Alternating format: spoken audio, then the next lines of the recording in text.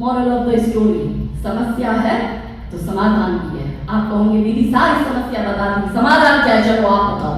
देखो आज अभी क्वेश्चन हो गए हैं 6:15, यहाँ से जब आप घर जाओगे मेरी माता, अब समाधान पे बात करें, करना है ना, समाधान क्या है। यहाँ से जब आप घर जाओगी, 5 जो परिवार अमेरिका में हिंदुओं के रहते हैं जो आज यहाँ नहीं है, ऐसे 5 परिवारों को फोन करोगी और आज का जो हमारा सत्संग हुआ है इस पे चर्चा करोगी। बोलो होगा, करोगी? मैंने घर जाके है, आज तो संडे है हम तो पार्टी करेंगे, करो, मना नहीं है, मगर अपनी रक्षा, वो डिफेंस लाइन आपको तैयार करनी पड़ेगी। तो 5 लोगों को इस विषय में जन जागरण करो। दूसरा काम क्या करोगी, सेल्फ डिफेंस की ट्रेनिंग लेना स्टार्ट कर लो। वो आ रहा है, वो आके मार के जा रहा है, वो कन्हैया लाल दर्जी को सेल्फ डिफेंस करना नहीं आता था। दर्जी के पास तो ऑल द टाइम हथियार रहता है, यहाँ पे पता नहीं कैसी कैंची यूज करते हैं। हमारे तो वहाँ पे भारत में तो इतनी बड़ी मेटल की कैंची होती है, अब उसको अपनी आत्मरक्षा करनी आती, वो बेचारा बैठा सरकार और न्याय के भरोसे। अब वो आए दो लोग, मोहम्मद गौश और वो दूसरा, और उन्होंने उसको चालू लाइन में मार दिया। और उसके पास वहां कितनी बड़ी कैंची, उसको आता ना उसमें पेट में घुसा के ऐसे करना, काटना, क्या दर्जी से अच्छा काटना और किसको आता है, वही अच्छा काटना जानता है, काटा क्यों नहीं उसको, क्योंकि उसको आत्महत्या था, मगर आत्मरक्षा करना नहीं आता था। इसलिए आत्मरक्षा की ट्रेनिंग करना सीख लो। तीसरा क्या कर सकती हो, बच्चे पैदा करो। वो फौज तैयार कर रहे हैं, एक रुखसाना 12 बच्चे पैदा कर रही है। आपसे एक बच्चा पैदा नहीं होता है। मैंने कहा ना, जीत उसकी होती है जिसकी संख्या ज्यादा होती है, वो संख्या में वोट देते हैं, इसलिए उनका वोट बैंक काम आता है। 80% हिंदू होके भी हमारी अपने ही देश में सुनी नहीं जाती है, और ये 15% होके भी अपनी मनमानी करते हैं, अपनी मर्जी चलाकर। अगर हम इसके खिलाफ कुछ बोल दें तो हमको जेल में डाल दिया जाता है। कौन को जाना आएगा? गुजरात की बात करते हो, कहते हैं हिंदुत्व का गढ़ है, कहते हैं हिंदुत्व की प्रयोगशाला है। उसी गुजरात में मुझे जेल में डाल दिया जाता है क्योंकि मैं इन जिहादियों को एक्सपोज कर रही हूँ। कौन बचाने आपको आएगा? कोई नेता, नारा, पार्टी, पक्ष, महापुरुष, अवतार देश बदल नहीं सकता। देश को बदलने की यदि क्षमता कोई रखता है तो वो उस देश का नागरिक रखता है। इसलिए आपके देश का संघर्ष है, आपको करना, और इस संघर्ष के लिए संख्या होनी जरूरी है, इसलिए बच्चे पैदा करो।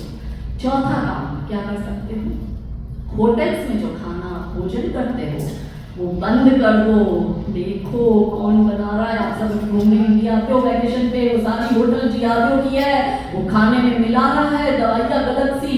अब आप इधर जितनी महिला बैठी है वो 2 परिवार को जोड़ती है, आपका मायका पक्ष और ससुराल पक्ष दोनों का पूरा खानदान एकत्रित कर कर मन में दिमाग में मैथ्स लगाओ, थोड़ी कैलकुलेशन, आपके दिमाग में तुरंत बात आएगी। एक नाइट आपका परिवार का ऐसा कपल होगा जिसका बच्चा नहीं हो रहा और वो डॉक्टर से इलाज करवा रहा है।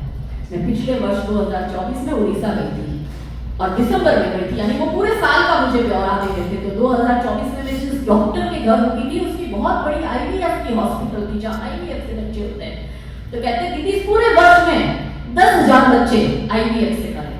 अच्छा, और बोले दीदी पता है शॉकिंग क्या है, क्या कि 10,000 कपल जो थे वो हिंदू कपल था, उसमें से एक भी मुस्लिम कपल नहीं था। इसका मतलब हिंदू की प्रजनन क्षमता कम हो रही है। और क्यों हो रही है? क्योंकि हम बाहर का खाना खा रहे हैं और हिंदुओं के खाने में ये मिलावटी दवाइयां मिला रहे, नपुंसकता की दवाई मिला रहे। बच्चा वैसे ही पैदा करते हैं, उसमें भी ये बाहर का भोजन बच्चा हिंदू कर नहीं पा रहा। IVF से करने पे 8-10 लाख का खर्चा हो रहा है, और हिंदू में दूसरा बच्चा पैदा करने की क्षमता है क्या? तो 10 दिशाओं से गिरे जा चुके बच्चा वैसे ही पैदा नहीं कर रहे, और अगर कर रहे तो IVF में लाखों रुपए खर्च हो रहे, क्योंकि हम बाहर का भोजन कर रहे हैं, वो उसमें मिलावट डाल रहा है, वो थूक रहा है, पता नहीं क्या क्या उसमें मिला रहा है। इसलिए देखो कौन सी जगह भोजन कर रहे हो, वहां का स्टाफ कौन है, बनाने वाला कौन है। अगर शुद्ध 100% हिंदू जगह है वहीं पे भोजन करो। और क्या कर सकते हो, मेडिटेशन करो। आपके मन में एक प्रश्न होगा, दीदी मेरी साहस कहाँ से, इतनी हिम्मत है, आप तो अकेले हॉस्पिटल तक जा नहीं सकती। मैं तो सारे देश में और पूरे राज्य में अकेले घूमती हूँ, पत्र मिले फिर भी अकेले घूमती हूँ। ये हिम्मत कहाँ से आई? हिम्मत मेडिटेशन से आई है। महादेव की सबसे सर्वशक्तिशाली कौन है? महादेव। महादेव कौन सी मुद्रा में होते हैं? सदैव ध्यान मुद्रा में। उन्होंने उनकी एक एक शब्द, हम कहते हैं ना कण कण में शिव है, कण कण में शंकर है। क्यों है कण कण में? क्योंकि रचना ही शंकर ने और और शिव ये ध्यान मुद्रा में होते हैं, यहाँ से ही सभी समावेश होता है। यही आपको उच्च जीवन जीने का रास्ता दिखाता है, यही आपको शुद्ध आचरण सिखाता है। आचरण हमारे खराब होते जा रहा है, हमारी बहन बेटियां अलग ही जोन में चल रही है, अच्छी चीजें शरीर में आ नहीं रही है, गंदा खा रहे हैं, हम बोल रहे जैसा अन्न वैसा मन, और गलत देख रहे हैं मोबाइल में 24 घंटे परवट कंटेंट हम देख रहे हैं। वो एकता कपूर की सीरियल में भी सब सीरियल सॉफ्ट पॉर्न बन चुकी है एकता कपूर की, भाई हमारी महिला बैठे बैठे देख रही है।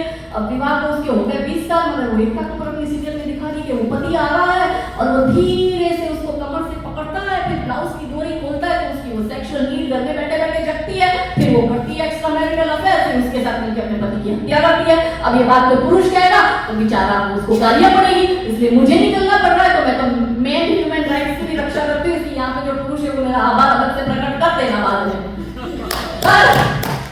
पर मेडिटेशन से जैसे रोज अच्छा भोजन करते हो खून बनाने के लिए, शरीर में खून कैसे बनता है, रोज भोजन करोगे तो खून बढ़ेगा, खून बनेगा नया, उसी तरह से रोज मेडिटेशन करो तो अच्छा आचरण आएगा। खाली मैल साबुन से घिसने से मैल नहीं जाता, मन के मैल को साफ करने के लिए मेडिटेशन करो। कम से कम दिन में 20 मिनट निकाल के करो। 1-2 महीने बाद मेरी बहनों आप लोग मुझे खूब आशीर्वाद दोगे, आप खुद कहोगे कि दीदी आपको हम एक नया जीवन दे गई। इतनी शक्ति, इतना पावर है हमारे मेडिटेशन में। मैं इतना ट्रैवल करती हूँ, यहाँ से घर जाओगे आप थक गई होगी, मैं कंटिन्यू ट्रैवल करी, मुझे आज 1 मिनट बैठने को नहीं मिला है। मैं कंटिन्यू ट्रैवल, भारत में भी 25-27 दिन ट्रैवल करती हूँ। मेरा बेटा मुझे कहता है माँ थोड़ा तो रेस्ट कर, कितना दौड़ेगी। और वो हमारे साथ में भाई लोग काम करते हैं, वो कहते हैं दीदी कम गैदरिंग करा करो, कितना ट्रैवल। मैं 27 दिन 28 दिन ट्रैवल करती हूँ। मैं घर में सिर्फ 1-2 दिन के लिए जाती हूँ, वो भी वो एक सूटकेस खाली करके दूसरी सूटकेस उठा के आती हूँ, उतना ही जाती हूँ निरंतर। रोज का 500-600 किलोमीटर हर रोज मैं ट्रैवल करती हूँ। क्या आपकी लेडीज प्रॉब्लम है तो मेरी लेडीज प्रॉब्लम नहीं है। आपको थकान लगती है 43-45 की एज में, तो मैं भी इसी एज ग्रुप की, क्या मुझे थकान नहीं लगती है? क्या मेरे को कभी सर दर्द बैक पेन नहीं हो रहा होगा? मेरे तो बच्चे भी मैंने सिजेरियन से पैदा करे, आपको सारे क्या मुझे नहीं हो रहा? पर नहीं होता, क्यों नहीं होता?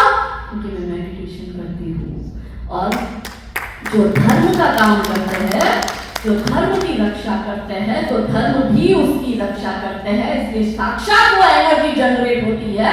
इसलिए मन के डर को हटाओ, मेडिटेशन करो, उससे सब सारी चिंताओं का समाधान इसमें मिलेगा। और अंतिम बात क्या कर सकते हो?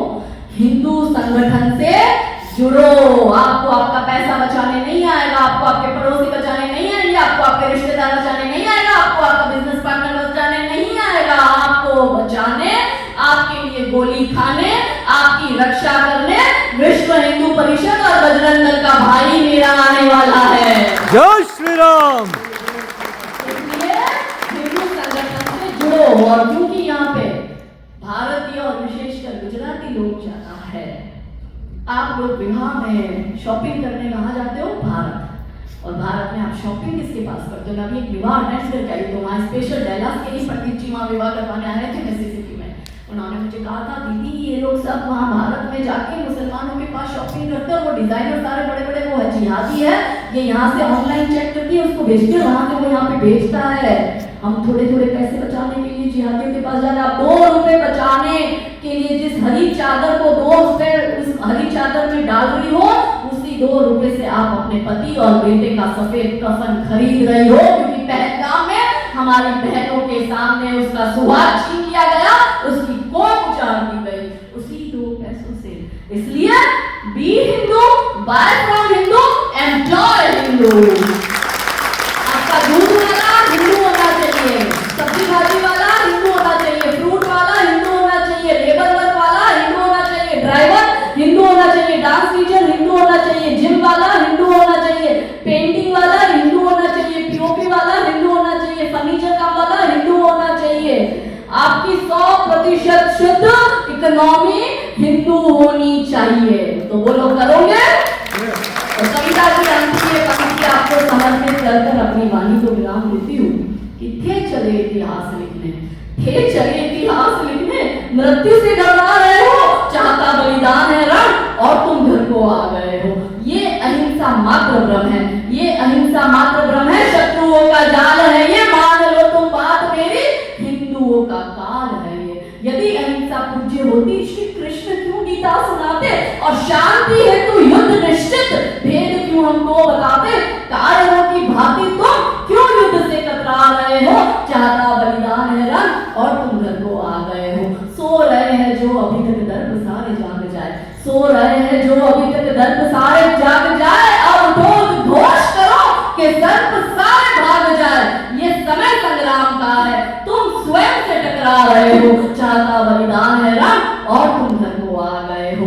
भेद सारे भूल कर और वर्ण सारे भूल कर, भेद सारे भूल कर सोचो कि हम अतिरेक है और भींच लो सब मुट्ठिया, बोलो कि हिंदू एक है, बोलो कि हिंदू एक है, बोलो कि हिंदू एक है। तो वक्त कम है, जितना दम है लगा लो, कुछ को मैं जगाती हूँ, कुछ को आप जगा दो। गुरु श्याम रामचंद्र की जय, पवन सुत हनुमान की जय, छत्रपति शिवाजी महाराज की जय, धर्मवीर संभाजी महाराज की जय, वीर शिरोमणि महाराणा प्रताप की जय, जीजा माता की जय, अहिल्या माता की जय, भारत माता की जय, वंदे मातरम, नमः पार्वती। फिर से प्रकाश अंकल आपका, आपकी पूरी टीम का, भाई आपका, और यहाँ बहुत सुंदर सुंदर जो हमारे श्रोता के रूप में भाई बहन बैठे, आप सबका भी बहुत बहुत आभार। IMM फाउंडेशन और बाकी अन्य जो भी संस्था आज के इस कार्यक्रम में जुड़ी है, उन सबका भी बहुत बहुत आभार। Thank you.